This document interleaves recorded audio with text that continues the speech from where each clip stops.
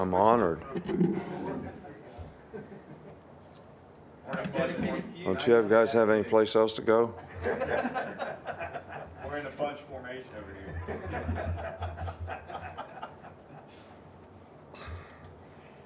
Most of the time, there's 3 guys in a bunch, and then there's 2 guys in a bunch over here. So you guys are kind of 5 in a bunch. That's not 4 in a bunch we see sometimes, but not 5.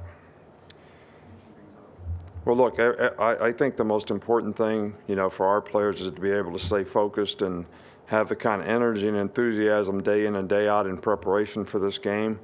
Obviously, everybody knows it's a big game for a lot of people, and our players certainly would like to finish strong and have a lot of pride in what they've done, and playing a very good team. So, best chance for us to play well is to stay focused and prepare right all week long. I'd like to wish everybody a happy Thanksgiving. This is a time of the year where we give thanks, have gratitude, appreciation for all the things that we have. I know most of the time we think about what we don't have, but this is a really good time to think about what we do have and be thankful and have a lot of gratitude for that.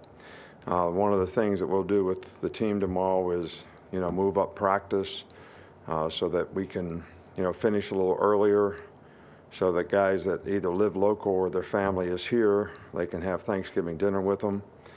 For those who can't do that, we have players at our home, as well as some of the other coaches have players at their home. So, we try to make this as family-oriented as possible as we can for the players, so they have a good feel for Thanksgiving.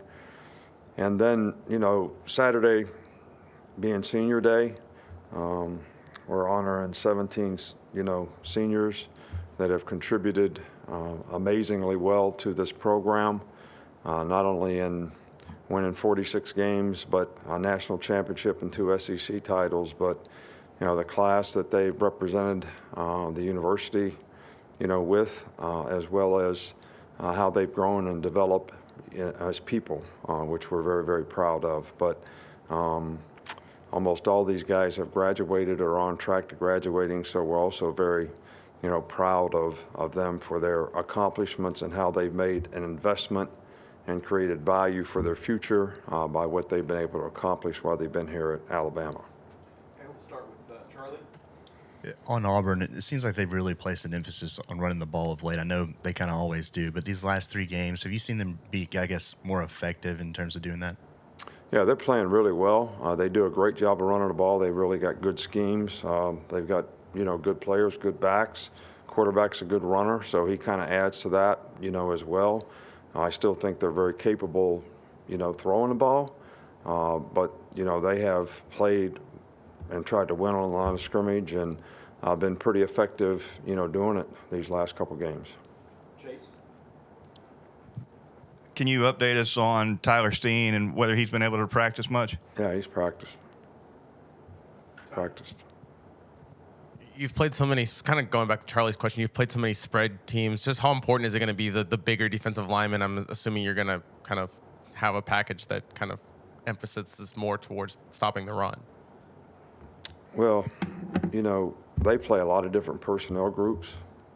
And, most of the time we play against 3 wide receivers and a tight end, sometimes 4 wide receivers. They do have 3 wide receiver formation.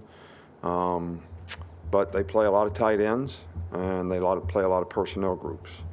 And, you got to try to match, that as much as you can. But they do a very good job, using formations to try to, create advantages for them. So you got to be able to adjust all those things as well. Going off his question, Gibbs, Ricks, and Latu, have they progressed health-wise this week? Yeah, they've all practiced. Questions, guys? Anything else? Charlie? This will be your first Iron Bowl at home since 2018. Last time out, you were obviously out with COVID. Is that something you're looking forward to, is playing this I game was back here in 2020. You had COVID. You had COVID. I know, but I was here. I'm just saying, I watched the game. Are you looking more forward to being able to be at the stadium, though, than at home? Hell yeah. I mean, you act like I went, to the moon or something. I was right there watching the game. And the interesting thing about watching the game at home, all right, is I never realized that the TV copy is like a couple seconds behind the real copy. So I have the real film shooting, and I have the TV on. So I could watch the play, and then I could see it again. So it was a pretty effective experience, and for the little bit that I was able to communicate, I could contribute to some degree. All right, thanks, Coach. Thanks. What was the drag, like 3 or 4 seconds, the drag between the two broadcasts?